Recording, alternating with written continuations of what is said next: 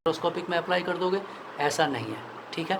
तो हो सकता है हम कर सकते हैं उसे अप्लाई, ठीक है, लेकिन वो प्रैक्टिकली नहीं आएगा, ठीक है। थियोरेटिकली तो कहने को कुछ भी कह दो, लेकिन प्रैक्टिकली वो रिज़ल्ट नहीं आएगा, ठीक है। चलिए, तो इसलिए क्वांटम फिजिक्स का ये रूल बन जाता है कि एज लॉन्ग और in its energy remains constant, ठीक है, means it neither lose energy, it means it does not lose और गेन एनर्जी,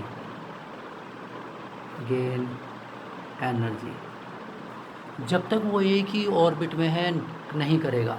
हाँ, अगर आपको एनर्जी गेन कराना है, लॉस कराना है, तो you have to change its orbit, ठीक है।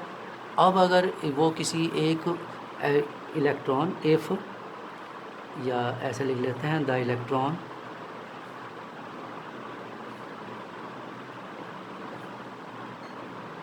Will move from A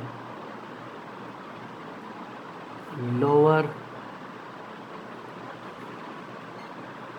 energy level to a higher energy level,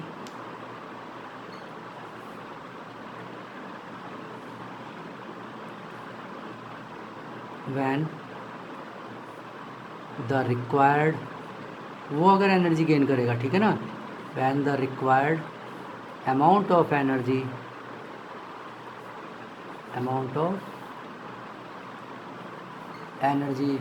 is absorbed by the electron,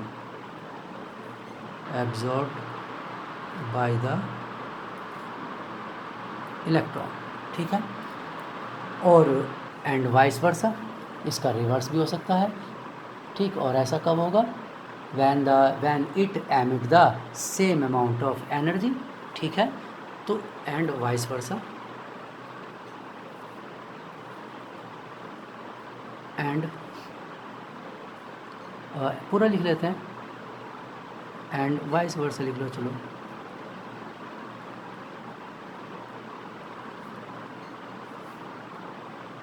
by the emission of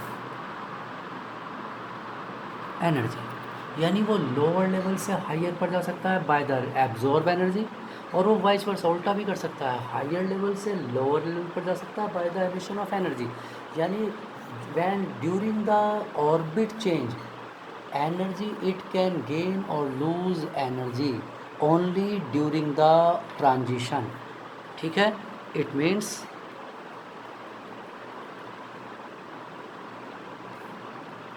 electron can lose और gain energy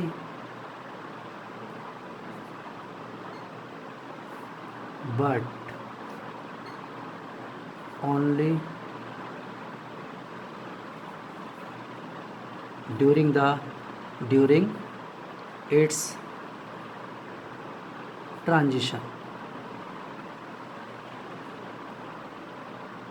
its transition, इसे jump भी कहा जाता है, from one level to another, ठीक है। जब वो एक लेवल से दूसरे लेवल पर जंप करेगा तो क्या होगा, तब वो एनर्जी गेन करेगा या लूज़ करेगा, लेकिन जब तक एक लेवल पर रहेगा तो उसमें कोई भी एनर्जी का वेरिएशन नहीं होगा, ठीक है।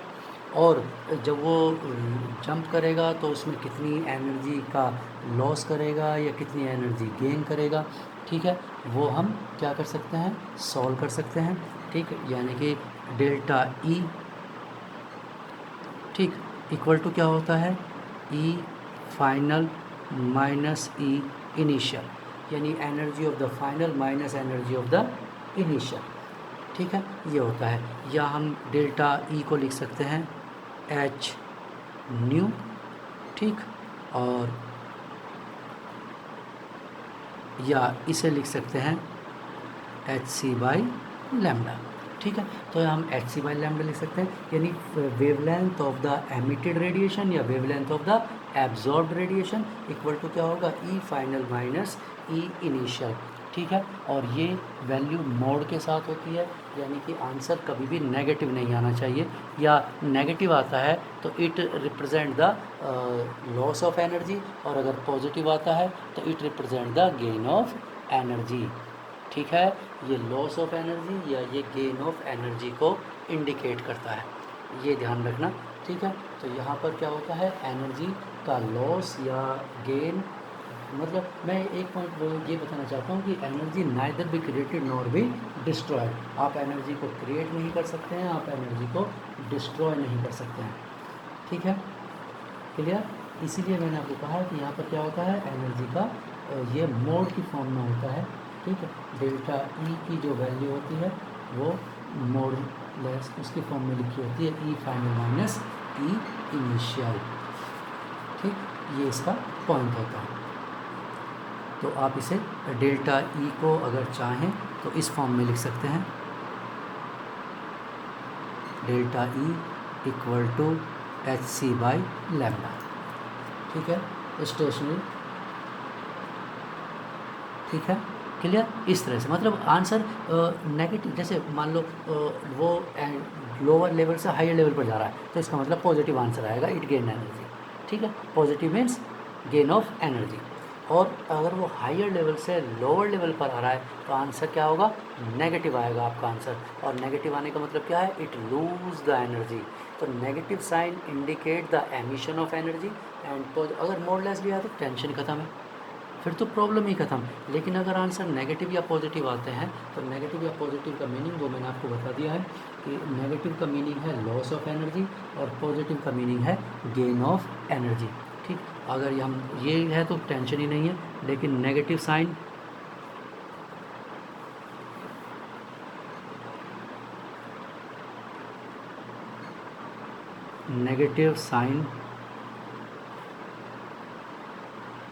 means emission of energy,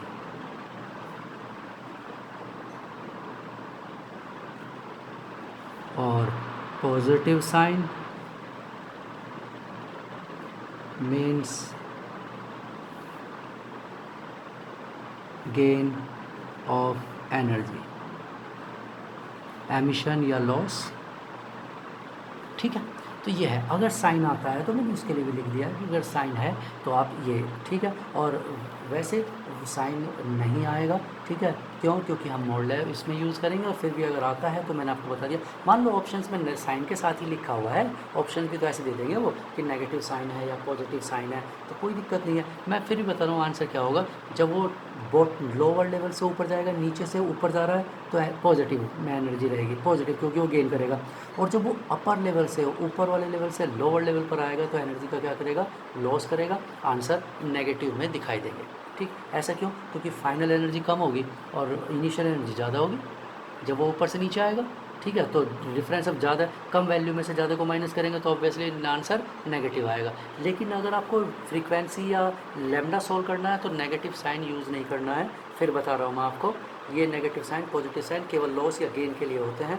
अगर एनर्जी की टर्म्स में लिखना है तो आप नेगेटिव पॉजिटिव लिख सकते हो, कोई दिक्कत नहीं है। लेकिन फ्रीक्वेंसी या वेवलेंथ नेवर भी नेगेटिव, वो नेगेटिव की फॉर्म में नहीं लिखी जाती है। कभी सोच रहे हो कि फ्रीक्वेंसी को नेगेटिव लिख देंगे 20, ठीक है, या हर्ट्ज़, और लैम्डा को लिख देंगे -2000 एंगस्ट्रॉम, नहीं। लैम्डा या फ्रीक्वेंसी सॉल्व करना है तो फिर तो यही लेना होगा, इसलिए मैंने एच सी बाई लैम्डा या एच न्यू, ठीक है, एमिटेड फ्रीक्वेंसी या एब्जॉर्ब फ्रीक्वेंसी, इसलिए ऐसा लिखा है मॉडल। तो जब ये सॉल्व करना है और जब ये सॉल्व कर रहे हैं तो फिर तो कोई प्रॉब्लम नहीं है। ठीक है, आप इसे सॉल्व कर रहे हैं या वैल्यूज़ पॉजिटिव आ रही हैं तब कोई प्रॉब्लम नहीं है। ठीक, तब कोई दिक्कत नहीं। इसके बाद हमें क्या करना है, ये तो हो गए इसके पोस्टुलेट्स हो गए, बोर्स थ्योरी के पोस्टुलेट क्या है, ठीक, वो सब हमने लिख लिया कि कैसे होता है, क्या पॉसिबिलिटी है। अब इसके बाद इसका एप्लीकेशन आता है, ठीक है, एप्लीकेशन ऑफ बोर्स थ्योरी। ठीक, तो वो हम नेक्स्ट लेक्चर में डिस्कस करेंगे।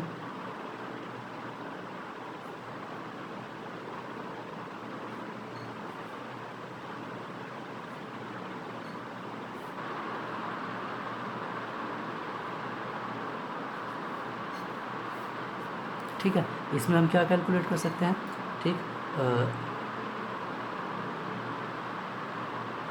Radius of the orbit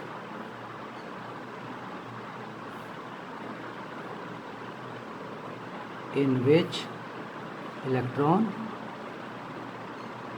revolves. और हम क्या कैलकुलेट कर सकते हैं,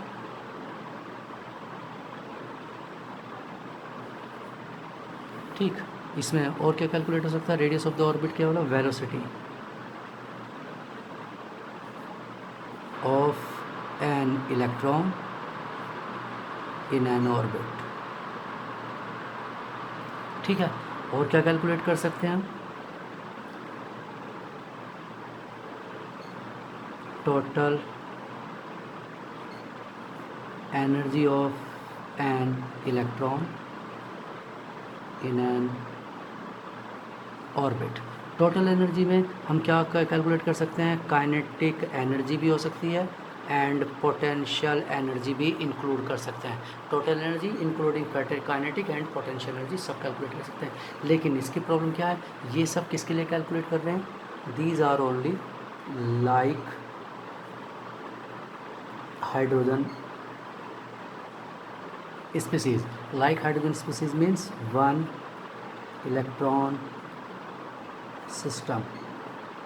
ये केवल उसी के लिए है, जैसे हीलियम नहीं, हीलियम पॉजिटिव एक इलेक्ट्रॉन वाला, ठीक है, लिथियम नहीं, लिथियम 2 पॉजिटिव, ठीक, एक इलेक्ट्रॉन वाला, बेरिलियम नहीं, बेरिलियम 3 पॉजिटिव, ठीक है, क्लियर, इस तरह से, क्योंकि हीलियम का एटॉमिक नंबर 2, एक इलेक्ट्रॉन का लॉस +1 बनेगा, लिथियम का एटॉमिक नंबर 3, 2 इलेक्ट्रॉन का लॉस होगा, 1 इलेक्ट्रॉन रह जाएगा, बेरिलियम का एटॉमिक नंबर 4, ठीक है, 3 इलेक्ट्रॉन का लॉस होगा, 1 इलेक्ट्रॉन रह जाएगा। तो इस टाइप से, और एस तो है ही hydrogen, hydrogen He positive, Li2 positive, Be3 positive, इस टाइप के स्पीसीज़ के लिए ही ये वैलिड है, बाकी किसी के लिए इसे यूज़ नहीं कर सकते बोर्स थ्योरी को। ये हम लिमिटेशंस लिखेंगे इसकी, ठीक है, नेक्स्ट लेक्चर में इसे डिस्कस करेंगे। Okay, good bye.